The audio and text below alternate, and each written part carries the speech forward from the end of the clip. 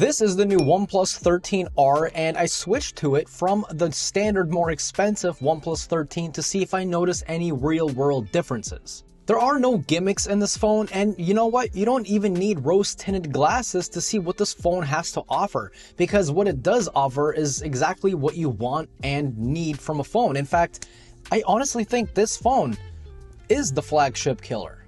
Next generation silicon carbon battery technology? Check. Good cameras? Check. Ooh, incredibly fast charging? Haha, check. 6,000 milliamp hour battery? Check. 12 gigs of RAM and a charger included in the box? Check. Oh, by the way, all of that is just for $599. Yeah, you can buy it at Best Buy for $599, and if you do buy it, they even give you a $100 gift card. Like, you cannot get a better deal than that, believe me. If you guys want, I'll put a link down below in the video description. The design of the phone mimics that of, something like the iPhone or the Pixel 9 series. You get a flat back, flat sides, flat display. Gone are the days of curved displays. Thank God. What's seriously shocking to me is that this phone only weighs 206 grams despite having a 6.7-inch AMOLED display with a 6,000 milliamp hour battery, and it's only 8 millimeters thin. That's it. Like, I'm not even kidding. I'm choked. I'm not even kidding. I've never seen that before. Of course, we have the alert slider, a relic that needs to stick around, as well as an IR blaster, something that we don't see too frequently, but it is definitely nice to have if you want to kind of troll around in the hotel rooms and just turn on and off TVs in businesses. That's probably not a good thing to do, but it's fun. But okay, how's the 5G performance? Okay, yeah, that's not bad at all. Snapdragon 8 Gen 3, 12 gigabytes of RAM. How's the performance of the phone? Well, it's a OnePlus phone. If you've used OnePlus before, you already know they are insanely optimized, especially with Oxygen OS 15 that released with these phones. This phone will fly through anything that you put it through. I have never encountered any stutters, and I say this in all seriousness. No stutters, no lags, no bugs, no glitches. It honestly feels like a nice breath of fresh air because, as you guys know, I also have an iPhone 16 Pro Max. This thing is riddled with bugs. The battery life is bad. I don't even use it all that much anymore. I really don't. The only reason I keep around is because everyone in my family uses an iPhone. I'm trying to get them to switch over. It's kind of working, but yeah, maybe in a couple years. And I also like what OnePlus is doing with the island. Yes, this phone has an island. Each time you interact with the slider, it comes up on the island, and same goes for music. Tap it and you can get quick toggles or hold it down to open the app. Now, where have I seen this before? I can't really put my finger on it. All jokes aside, I like it. The display, as I mentioned, is 6.7 inches, and it is HDR capable, delivering up to 1600 nits in high brightness mode and up to 4500 nits in peak brightness. Watching movies or, scrolling through your favorite social media app is going to look spectacular, and it's definitely bright enough to be seen in any condition, no matter what. Now, the bezels are really slim, but if you look closer, they are not completely uniform around the phone. It's not a big deal, but something that you should know, and especially I've had a lot of you guys ask me about that, so there you go. Now, if you guys remember the OnePlus 12R, it had a pretty weird 2-megapixel dedicated macro lens, which is just gross. Thankfully, OnePlus decided to replace it with a 50-megapixel 2x telephoto lens this year. To be honest, I would have liked the optical zoom to be at least 3x because 2x doesn't seem all that significant, but believe me, it's better than not having a zoom lens at all, and it's definitely better than the macro lens, the 2-megapixel macro lens.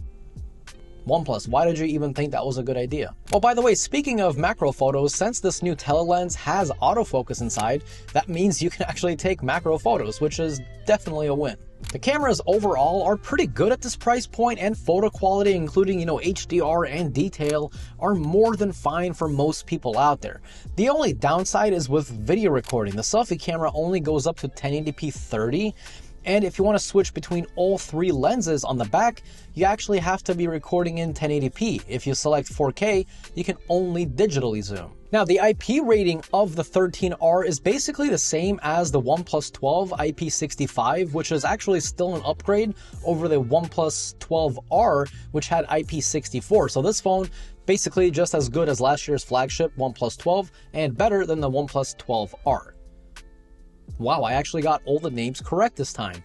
It only took 6 attempts. The fingerprint sensor is super fast on the OnePlus 13R, and from experience, it seems to be identical in speed to the OnePlus 13, but I do wish the actual sensor was a little higher. Like what the OnePlus 13, well, I have it off right now because I'm using the 13R.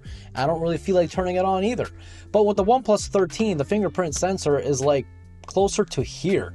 Just a lot easier for your thumb to reach. You don't have to kind of drag your thumb down on the screen to activate it. Again, not a big deal. Do I really care? No, but it's something to mention. Now, of course, whenever you buy into OnePlus, you get all the benefits that come from it. If you want to change the way your icons look like, go ahead. If you want to change the size, yeah, you can do that too.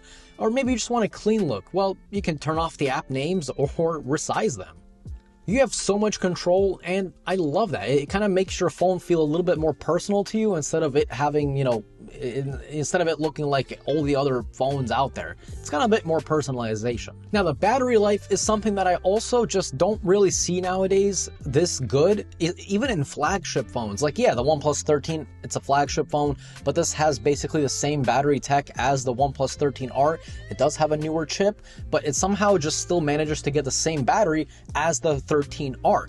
This phone, with its 6,000 milliamp hour battery and, like I mentioned, the Snapdragon 8 Gen 3, the battery life, it just keeps going and going. I seriously feel like it's somehow charging itself when I'm not looking, because the standby time or the standby drainage is basically none. You can leave this phone on your desk for like multiple days, come back and only lose like 2 to 3% of battery. Whatever OnePlus did, it's honestly insane. This phone is easily a day and a half to 2 days long. Now, software support might be important for a lot of you out there, and you kind of should know that this phone will only get 4 years of OS updates. So Android 19 is going to be the last OS that this phone supports. You might get a couple more years of security patches, but in terms of actual like OS updates, Android 19 will be the last one. That's fine in my opinion. There's been a lot of studies out there that people on average only keep their phones for 2.5 to 3 years anyway. So it's not that big of an issue. It's more of an issue for secondhand owners. So if you use this phone for 3 to 4 years and you sell it, the next person, well, they're stuck on Android 19 and won't be able to go further. Now, if you do keep your phones for a long time, you might want to look into something like the Pixel 8a, I believe. That phone has 7 years of OS updates. So yeah, you have that option as well. All in all, the OnePlus 13 is incredibly impressive at its price, and it definitely adds to the competition at this price point. And I personally think this phone kind of punches above its class, or punches above its price point. Oh, that was lame. I personally recommend this phone, especially if you don't really care about things like video recording. That's not like on your high priority list. You just want a phone with an insanely good screen, crazy long battery life, crazy fast charging, feels incredible to hold in the hand, very familiar feeling. You have the alert slider, which is, that's been loved by the tech community for, well, since it was available in the whichever OnePlus phone introduced it. I don't know if it was the OnePlus One or they introduced it later on, but this phone just has anything you kind of want. Again, especially at that price point, $599, it's kind of hard to beat. So what do you guys think about the OnePlus 13R? Do you like it? Do you hate it? Did you buy it? Or are you completely gonna ignore it? Let me know down below in the video description. I was gonna say, why did I say the video description? Let me know down below in the comments section. I got it right this time. If you guys enjoyed today's video, definitely click that like button. And if you're new here, you like no BS tech videos, definitely subscribe. And as always, this was Mark from Mark's Tech.